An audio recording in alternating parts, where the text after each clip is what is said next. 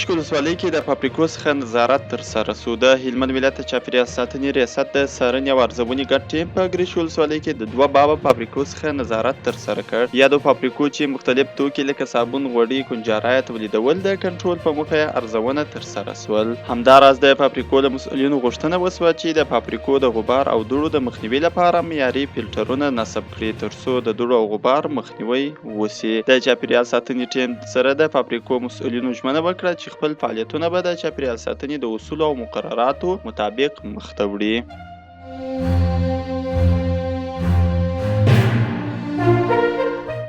د خوړو نړیوال پروګرام په هرات ولایت کې د اوبو د یوه لرغوني ژور کانال د بیا فعاله کېدو خبر ورکړی دی. د دې پروګرام د افغانستان څانګې ویلي چې د هرات په اسیاباد سیمه کې د اوبو دغه ژور کانال چې 200 پیړۍ تاریخ لري بیرته رغولی او له اوبو څخه به یې سلګونه کورنۍ ګټه پورته کړي.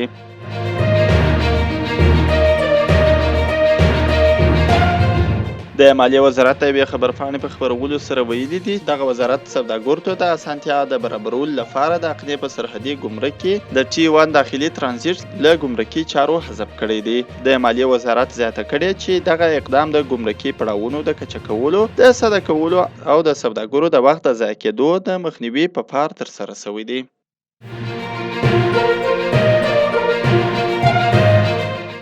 د کډوالو او بیرته راستنېدونکو چارو وزارت وایي چې تېره ورځ له ایران څخه 2308 تنه کډوال هیواد ته راستانه شول. د سرچینې د معلوماتو له مخې له دغو کډوالو څخه 999 تنه د کډوالو نړیوال سازمان ته د مرستو لپاره ورپېژندل شوي دي.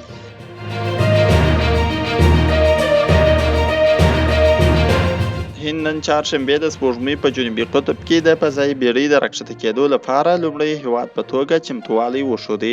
دا څو ورځې د هغې وروسته چې په همدې سیمه کې د روسیې یوه بیړۍ نسکوره شوه. د سپوږمۍ پر سطحه د راکښته کېدو وروستۍ هڅه د نړۍ تر ټولو نفوس لرونکی هیواد هند لپاره یوه تاریخي شیبه ده. هند یوه پخوانۍ هڅه په 2019 کال کې ناکامه شوې وه او دا وروستۍ هڅه یوازې څو ورځې وروسته له هغې کېږي چې په نږدې 50 کلونه د سپوږمۍ لپاره د روسیې لومړی ماموریت چې د همدې سیمې لپاره ټاکل شوی و ناکامه او فضایي بیړۍ د سپوږمۍ پر سطحه ولوېده.